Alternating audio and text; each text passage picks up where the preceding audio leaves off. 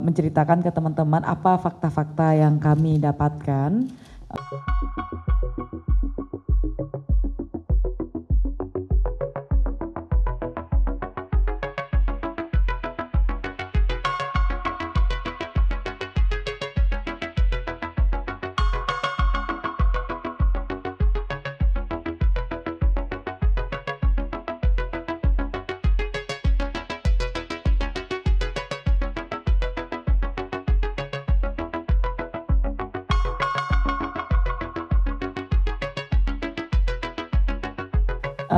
Saya akan menceritakan ke teman-teman apa fakta-fakta yang kami dapatkan ketika kami menangani kasus Afif Maulana dan kawan-kawannya.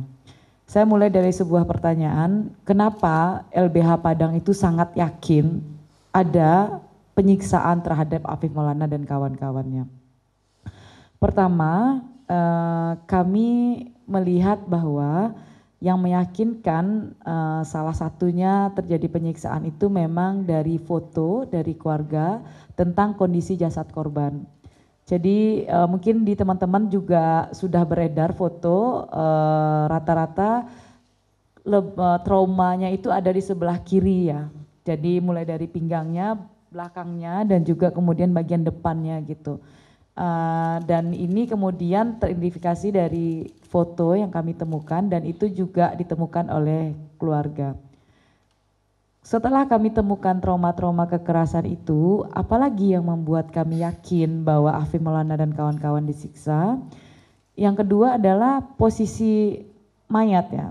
Jadi kalau teman-teman tahu mayat Afif Maulana itu ditemukan di bawah jembatan Kuranji.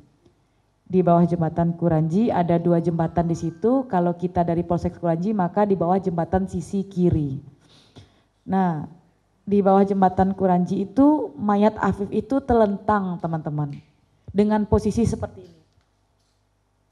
Dan saat itu air hanya sekitar 50 cm di bawah betis orang dewasa.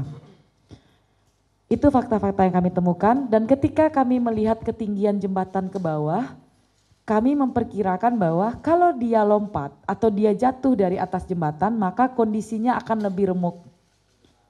Nah itu perkiraan yang kami kami klarifikasi dari keluarga. Yang ketiga, kenapa kami sangat yakin? Kami juga bertemu dengan anak-anak lainnya yang juga terlibat dalam peristiwa tragedi Batang Kuranji itu, jembatan Kuranji. Pada sekitar pukul 4 dini hari tanggal 9 Juni, waktu itu malam minggu teman-teman. Jadi teman-teman yang lain saja kami menemukan 7 orang, 5 orang diantaranya anak, 2 orang dewasa.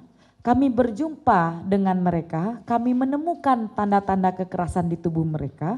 Ada yang bekas kemudian sulut rokok, ada yang kemudian bekas dilecut dengan rotan begitu, dan ada bekas tendangan begitu. Dan kami mengidentifikasi semua cerita mereka tentang apa yang mereka alami dalam tragedi jembatan Kuranji. Sudah 3 alasan yang saya kemukakan, saya lahir ke alasan keempat, kenapa LBH Padang sangat yakin ada dugaan penyiksaan itu. Yang berikutnya adalah dari pengalaman kami menangani kasus-kasus penyiksaan, ada berbagai metode yang kemudian dilakukan terus-menerus oleh kepolisian dalam mengeliminir ya fakta-fakta soal penyiksaan. Apa yang kami temukan dari cerita keluarga sejak awal ketika keluarga datang ke Polsek Kuranji ingin melihat mayat Afif Maulana, keluarga diminta kemudian menandatangani surat tidak menuntut apa-apa. Itu sudah menjadi modus. Lalu kemudian keluarga diminta mengatakan bahwa anaknya ini adalah pelaku tawuran. Ini meninggal karena tawuran begitu. Langsung di framing. Jangan diangkat ini karena ini aib. Jadi selalu ada pembicaraan itu di awal sejak di Polsek Kuranji ketika akan bertemu mayat Afif. Lalu kemudian bilang gak usah diotopsi. Yakinkah diotopsi karena ini nanti jadi aib bagi keluarga karena anaknya pelaku tawuran begitu. Jadi dihalang-halangi. Yang berikutnya ketika sepakat otopsi, ketika keluarga dikatakan bahwa otopsinya di Bayangkara saja, rumah sakit polisi ya.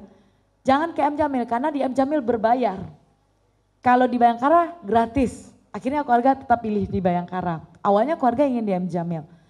Ketika otopsi keluarga dihalangi untuk menghadiri proses otopsi. Padahal di awal perjanjiannya keluarga bisa hadir di samping dokter yang melakukan otopsi itu. Setelah selesai otopsi, keluarga dilarang untuk memandikan dan mengafani jenazah. Jadi dimintalah pihak rumah sakit yang harus memandikan dan harus mengafani. Jadi cuma ditinggalkan wajahnya, silahkan lihat wajahnya saja begitu. Keluarga juga diwanti-wanti untuk tidak memfoto kondisi tubuh korban dengan alasan nanti akan menjadi aib. Serangkaian kejanggalan inilah dari 4 tadi tahapan yang saya katakan itu yang membuat kami sangat yakin dan percaya bahwa Afif Maulana itu tidak melompat, tidak terpeleset dari jembatan, dia disiksa dan mayatnya diturunkan di bawah jembatan. Kami memperkirakan bukan hanya 1 orang ya, tetapi setidaknya ada 2 atau lebih dari 1 orang yang melakukan itu terhadap jasad Afif Maulana. Dan ini selalu diyakini oleh keluarga. Dan apa yang membuat kami semakin yakin ada sesuatu yang salah ketika seminggu yang lalu, bukan minggu kemarin, seminggu yang lalu Kapolda Sumbar langsung melakukan konvers. Kasus ini dilaporkan ke Polresta Padang, bukan ke Polda Sumbar. Yang dilaporkan itu adalah Ditsamapta Polda Sumbar. Lalu langsung diambil alih oleh Kapolda. Di dalam konversnya itu statement akhirnya mengatakan kami dihakimi. Kami kemudian dikatakan bersalah, nama baik kami dicemarkan. Ada serangkaian upaya untuk menjelekkan nama kepolisian. Dan ini sudah terjadi trial by the press. Dan kemudian Kapolda dengan tegas mengatakan bahwa sudah proses pengamanan patroli saat itu terhadap pencegahan tawuran itu sudah sesuai SOP. Dan dia dan polisi akan memburu pelaku yang memviralkan kasus ini. Disitulah kami semakin tersentak sebagai penasihat hukum, pasti ada kesalahan besar yang ditutupi dari kasus ini. Dan kemudian memang kami melakukan serangkaian upaya dan saat ini kemudian juga keluarga dan kami sangat yakin Afif Maulana disiksa dan perlahan-lahan kami akan bersama teman-teman akan membongkar apa yang terjadi dan memberikan keadilan yang sesungguhnya untuk Afif dan kawan-kawannya. Saat ini juga LBH Padang sudah melaporkan dugaan penyiksaan anak lainnya ke Propam Polda Sumbar. Hari Rabu kemarin kami melakukan pelaporan, lalu Sabtu sebelum saya ke Jakarta saya dimintai keterangan dan kami sudah memberikan keterangan dan segera mungkin kami juga akan melaporkan dugaan tindak pidana kekerasan terhadap anaknya di reskrim, bukan hanya di etik begitu. Saya pikir begitu saja dari saya kembalikan ke Fadil.